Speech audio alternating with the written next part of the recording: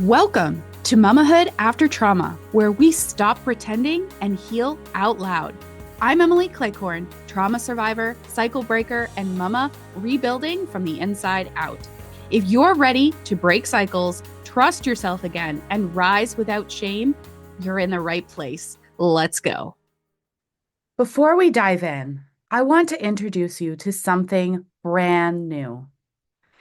If you love the podcast and want a deeper connection to your healing, check out the monthly Peace Pack, a small trauma-informed tool delivered each month straight to your mailbox to help you find calm in the everyday. You'll also get access to our private Patreon community where mamas like you can share, support, and learn together. Sign up with the link in the show notes. Hello, mama, and welcome to this episode of the Mamahood After Trauma podcast. I am thrilled that you have taken some time out of your busy mama schedule to tune in and listen to our conversation. Today, we are joined by Malisa. Welcome. Sorry, I was like, oh well, that took longer than I thought. Hi, welcome. Thank you for having me. It's an interesting morning in my world. I'm sure there are many mamas listening who can relate. They've had an interesting morning or afternoon or frig, the whole day. The Right, whole right. the whole stinking day. Well, I'm excited to have you on the show today. I think what we're talking about today is something that a lot of mamas can resonate with. So let's dive right in. Can you briefly share a little bit of your story and what brought you to the space? Yeah. Well, I had one of those super wacky childhoods and it was just full of trauma. I didn't understand CPTSD before. And I just, if you're familiar with the ACEs questionnaire at all, like it's just Mm-hmm. a list of childhood experiences that were adverse that really put you in a category at an exponential level for having experienced trauma, but I mean, this is not the way the questionnaire was designed, but maybe even perpetuate trauma because it just puts you in this category of people who have had some real experiences. For me, a quick list of it is foster care, kinship foster care, abandonment, parents who were addicts, parents who were very inconsistent because they were addicts. They were pretty present in our life, even though we weren't like living with them full time. There was a lot of back and forth when I was pretty young. But that stopped by the time I was 8. So I was primarily raised by my maternal grandmother. But then both of my parents received incarcerations during my childhood. My mom had more than my dad. Then my dad died when I was 15 of a morphine overdose, and my mom died when I was 22 of complications related to Hep C and cirrhosis. She was incarcerated at the time that she died, and I was pregnant with my first child. And Wow.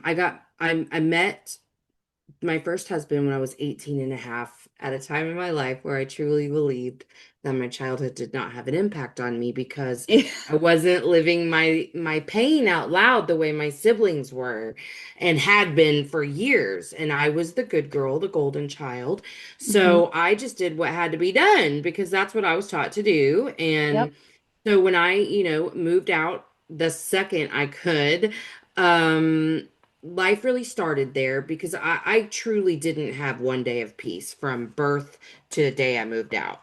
It just was absolute chaos. And so I was like, oh no, I mean, I'm fine. And thought I knew everything and thought I was more worldly than other people because I had experienced all these things. And then I started to see what life looked like when you made your own mistakes. And so, like I said, I was pregnant with my first. We got married when I was like 20. and had my first when I was 22. And that began a journey of, oh, trying so hard to not repeat those patterns. Mm-hmm. And, with your first, you're going to have all those unrealistic expectations no matter what. I mean, unless you really do the work on yourself. But I think it was easier for me to manage one once I got like that's whenever I really got serious about college, and so I really had this outlet that I was doing pretty well on. It wasn't until I had my second that things really, well, actually when that first one turned about 3 and just had needs that I did not feel capable of. I mean, about 18 months was the first time I remember being like, I don't really like him that much right now. Because like the constant having to supervise thing like holds you, fine. Let you roam in an environment that is baby proof, fine. But like now there's all this tantrumy stuff, and I that was the Mm-hmm. kind of my first awareness of my lack of capacity for this parenting stuff. And I think the shame probably started building then. So, fast forward, I am like, this was in October of 2023. I now have 3 children. I have divorced the first husband after having 2 children. I'm with my second husband. We've been together now, well, we've been married since 2012. And so we had a daughter together. I am 43 and a half. I am in profound darkness and making a plan to end my life because I reached a point where I truly believed my children were better off without me. Like they had Mm-hmm. always been my motivation. Like I'd walk around being like, a messed up mom is better than no mom, like just trying to like keep myself present or whatever.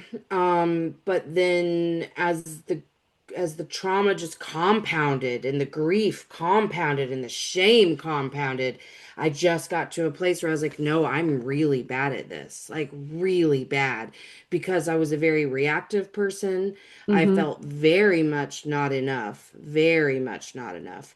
But so I really did truly make a plan.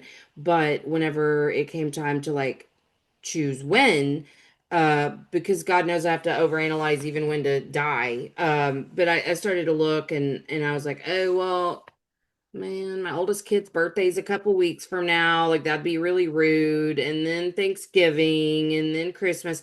So then the next one's birthday, then the next one. So I was, thankfully not considering the beginning of the school year, but I was like, okay, let's put this till August. And so making a date that far away gave me a few days to kind of get it together and be like, well, this is the first time in your life you've ever made a plan. I mean, I had struggled with depression off and on forever, obviously, because I had no idea how to manage it. Mm-hmm. But this was literally the first time I'd ever gotten that serious about making a plan. And so I knew like something had to give. And pretty quickly, I decided to scrap the whole plan and just got really aware now. Like, no, we really have to do something. And if I'm even gonna make it to that date, even if I did want to continue through with the plan, like I have to change some things because at this point it was literally all I could think about. Every time I snapped at the kids, that's why you have to die. Every time I just didn't have the capacity to hear, my daughter cry about some insignificant thing, this is why you should die. Like it was every minute of every day. I could be laughing and joking and smiling and whatever because I was really good at that and thinking Mm-hmm. like, man, these people are going to be so sad because like they're not going to see this coming. And I would be thinking like that and whatever the conversation was. I mean, I thought about it nonstop. And so, yeah, kind of started moving some pieces of my life, got it together. I mean, that's the short Mm-hmm. version of getting it together, but and now I'm here because I help others kind of get it figured out and quiet that noise.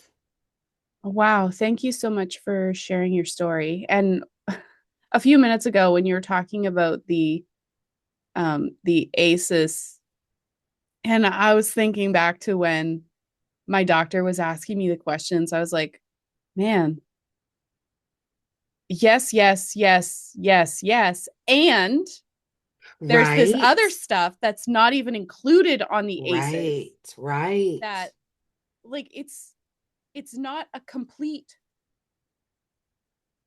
it doesn't include all the things. It's not complete. Right. Yeah, and can you I mean, I think it's a great tool to get a quick little like Yeah. appreciation for a person's level of trauma, but can you imagine? Yeah, I mean, because I there was stuff that I was like, I mean, yeah. I mean, I have the highest score that you can have. I've received every level of abuse that you can receive. Incarcerated parents, incarcerated siblings, trauma in the home because of the siblings, mental health, Yep. my brother's schizophrenic, like every little thing. And I was like, the first time I saw it, I was like, ooh, I did not feel good. Like just reading the Yeah. questions, I was not good afterwards. I was like, man, I thought it was normal. No, that's so real. I did too. Like I knew some of it wasn't, but I kind of thought like most people experience some form of most of the things I had experienced, you know? Yeah. Yeah. Yeah. Same. Yeah. Same. Yeah, they don't. They don't. They don't. But I think maternal maternal suicide rates are high because we don't have the resources. I mean, when after I had my daughter and the trauma freight train just about steamrolled me, I was looking for resources and I Hmm. couldn't find a resource I that didn't know where fit. to look Well, because I yeah, didn't even have a label. Like, I don't know how old you are, but I'm 45 now, and we didn't even start talking about trauma until the late 90s, and that was only in relation to veterans and yeah, PTSD. There are so many people who still don't know what CPTSD means. Like I am meeting people because I do a lot of podcasts now. I'm yeah. meeting lots of people who are like, "What is that?" And I'm like, "Oh God, thank you for asking." But yeah, I didn't even know. First of all, there was such a when I had my second one, I had the postpartum depression was god awful. And it happened around the time I think it wasn't that long after Andrea Yates and her incident in Texas. And it made me feel very afraid to even mention I'm Mm-hmm. really depressed because first of all, I didn't realize that like all of my programming said you don't talk to people about this. Even though Yeah, like I'm mine in the too. mental health field, like like I Mm-hmm. mean I was getting a master's degree in social work when I had that baby. And so I knew better. I knew better, but my Mm-hmm. programming was so strong. It kept me Mm-hmm. very silent. I didn't even tell people in my personal life. I'd hint and I'd be like, I kind of feel like something's off. But like, I did not tell them the extent of how bad things were. Mm-hmm. And that shaped that entire I mean, actually, it was the beginning of the divorce. Like, because I wasn't Mm-hmm. the same. I didn't even, I felt so disconnected from my body. And that's something I can say now. I can recognize that. But at the time, I didn't understand any of this. So, like, who am I going to go? And guess what? It's 2007. The internet wasn't what it is now. No, I don't think we even had Google yet. no, we had Google in 97. Did we? Yeah. Wow, well, I wasn't familiar with it for sure. I was using like Yahoo, like all the way. I remember asking Ask Jeeves. I never asked it any mental health questions. I used it for school, and I remember Yahoo. I don't remember having Google available at But all. Google has definitely exploded in the last while. But yeah. Um,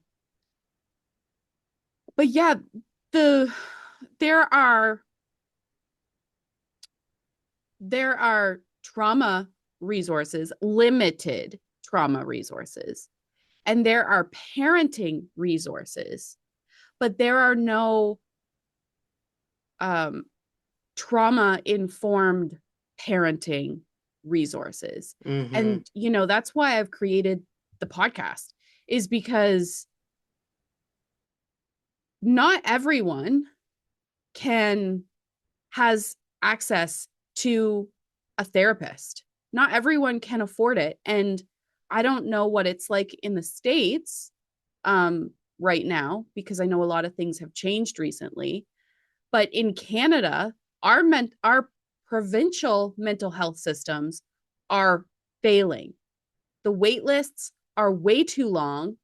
And I don't know what you've experienced, but I've got trauma on top of my trauma from therapists. So who didn't who didn't have the compassion or understanding of trauma to, you know, do their job properly. And so what what was it like for you? What was your process digging out of the hole? Going from having a plan to where you are now? Well, I mean, the earliest days were trying to cut out any external Mm-hmm. toxicity. So like I Mm-hmm. quit my job. I was working in education as a school counselor and I left that at the end of the school year. So like the earliest days were literally just a vice grip, white knuckling through. Yep. But then I would do things like work on a creative project. I wrote a few children's books during that time, just to learn to like get into a flow state. But that was it. Like I just still, limited resources. And I mean, I understood nervous system regulation, didn't understand why I was dysregulated. So Mm. it was hard for me to address that without the root. And then I got introduced to a book called the Finding Peace Workbook. And the two things that really shifted everything for me from that book were um, going through and understanding how my wounds were created. And he just kind of stays with those basic attachment wounds.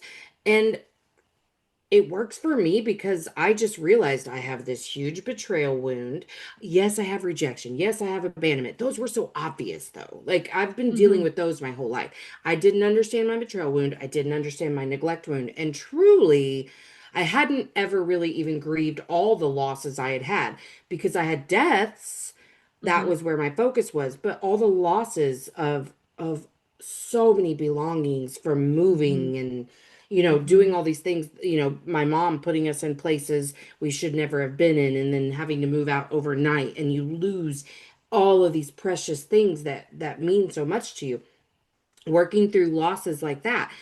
So really understanding how my wounding was created helped me because I worked through what does it feel like when that's the wound that's being opened by an experience. Because I was a person who walked around, you can say activated, triggered, escalated, whatever, from the time I woke up until the time I went to sleep. Mm-hmm. So it never stopped. I was running from the bear my entire Always. life. Yes. And so, understanding what was being opened up whenever something hit me was so important to me. But the part that made me realize, A, I'm not crazy, B, there's hope, and C, I don't have to die, was the shadows of shame. That's what he calls it. And he breaks shame down into different archetypes so that you can understand a lot of the things that are happening in our brain really do track back to shame narratives. Mm-hmm. And it was really tricky for me to pinpoint, oh, this is shame. Mm-hmm. And so understanding the narratives and the archetypes helped me understand what was happening in my brain because that's what was driving me crazy was it was very loud inside my head and what I thought was self-talk. And but I did feel crazy because it felt like my little selves were talking to each other. And Mm-hmm. now I understand, like, oh, it's because these were different archetypes of shame. And so working through that got the noise really quiet. And I learned how to externalize. I learned how to start feeling instead of intellectualizing. That's one of the reasons that the mental health system is failing us. And I work in the mental health system, but I'm giving a talk on this on Friday because it's really important to me. But one of the things is that, well, first of all, mental health providers are also people, and they Yes, have not yet done this work on themselves. So I'm trying absolutely. to, spread the message like you got to heal. But they're kind of perpetuating the cycle of intellectualization. We honor so highly and value so highly somebody that can sit and tell us all these quote unquote self-aware things about themselves. I thought I was very self-aware. I did not know anything about myself. And so kind of just getting to a place where I could connect with myself. I had really learned to quiet the noise, and I had to learn how to gain basic trust in Yeah, me, in my yeah, body, in my ability to make decisions. Understanding that my brain was just trying to keep me alive with catastrophic thinking, and that most of the things I was afraid of were very illogical. And so, really just connecting with myself. But I did so much of that through that book. And then I got lucky and just met a ton of people through my hmm, podcast where, like, oh, well, what are y'all doing? I mean, I'm a student of life.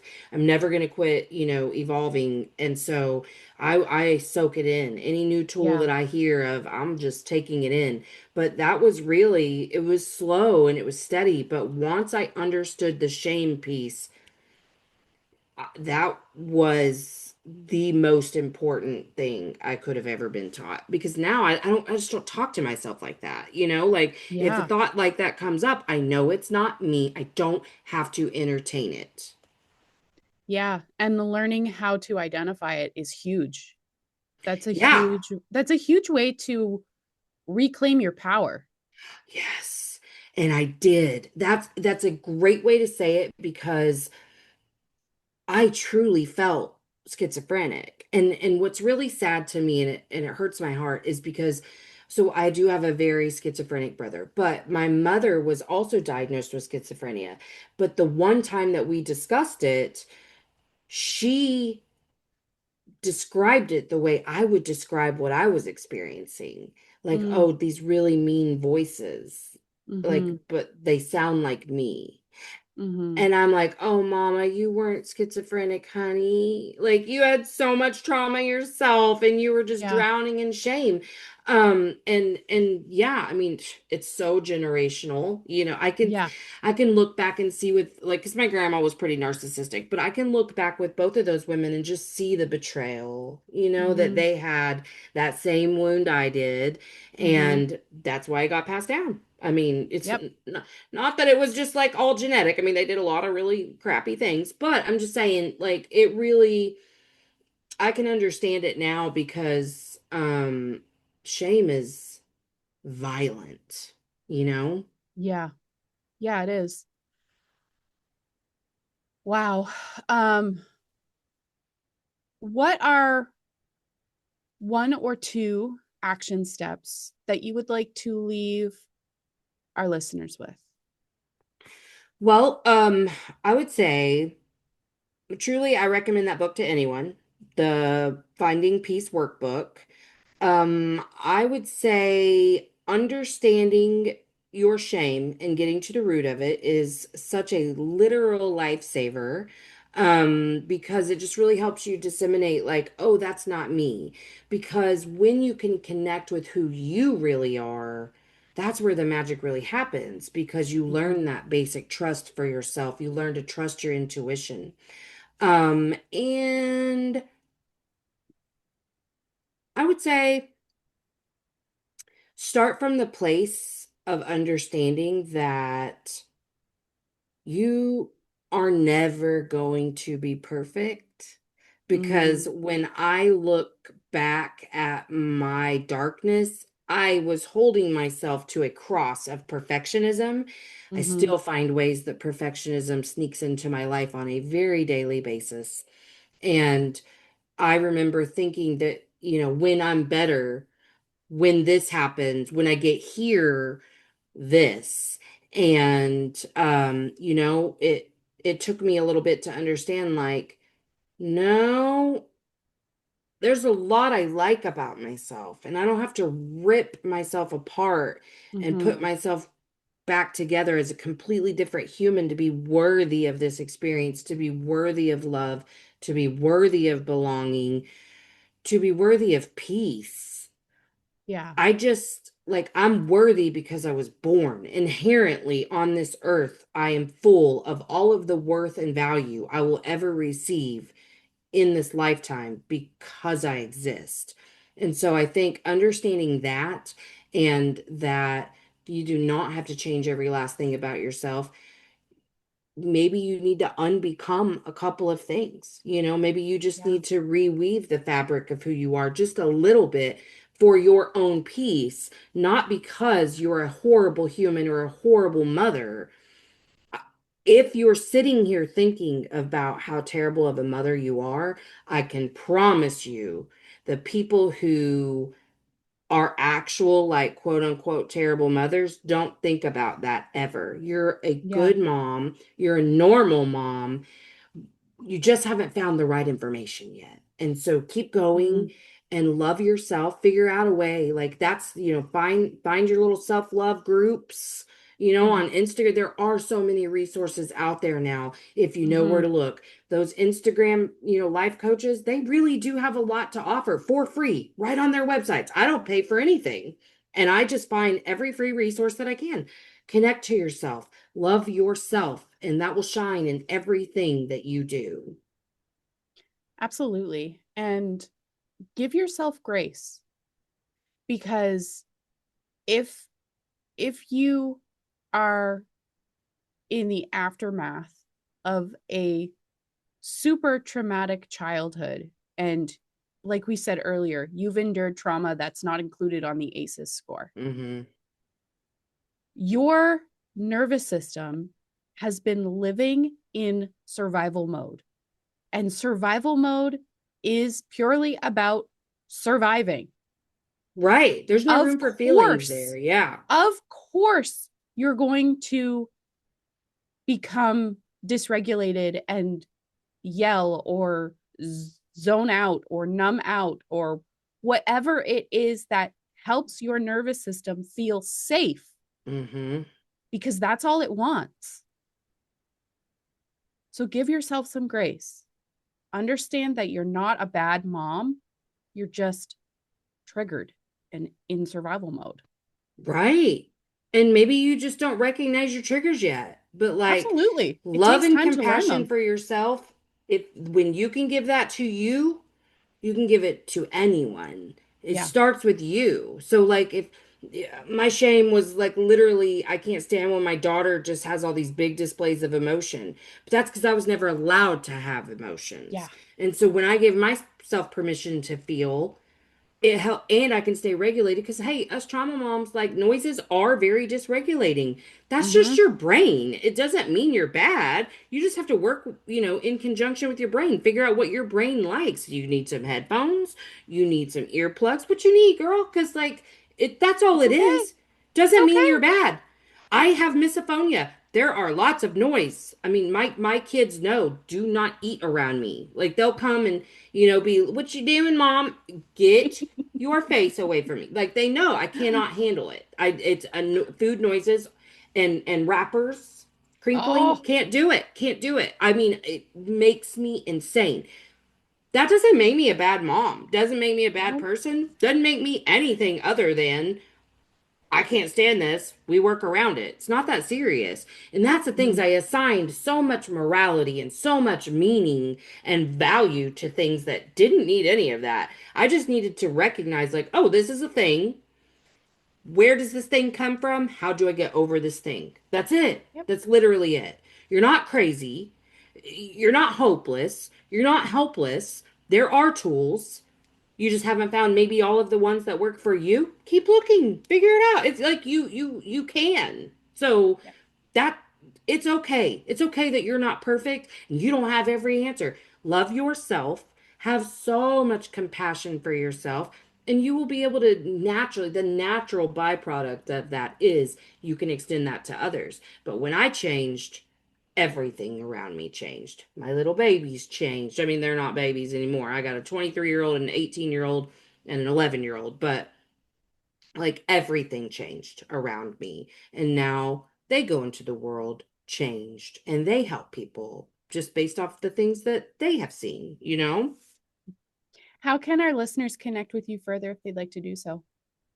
Well, I am the most active on Instagram at Malisa.Hepner, Malisa. My link tree is there with all of my links to I have lots of little instant download workbooks. I do charge, but it's very like cheap. And I have a podcast, Emotionally Unavailable, where I have lots of people like from spirituality, astrology, like lots of ranges of topics to help you be your best you and live your best life. Because what I've learned ultimately is when you can get to a place where you can love yourself and have unconditional positive regard, that's where we want to be. It's really not even about being the best mom Nope. or a good mom or a good partner or a good whatever. Be a good you. Love yourself enough to get everything that you're supposed to get out of this life. Everything becomes better when you love yourself. Awesome. Thank you so much for being on the show today, Malisa. It was a pleasure. Thank you for having me. Thanks for listening to Mamahood After Trauma. Take one insight from today, breathe, reflect, and keep healing out loud. Subscribe to the podcast for more stories, tools, and support. And remember, Mama, you're breaking cycles and rising with honesty. Until next time, mend the past so you can mama in peace.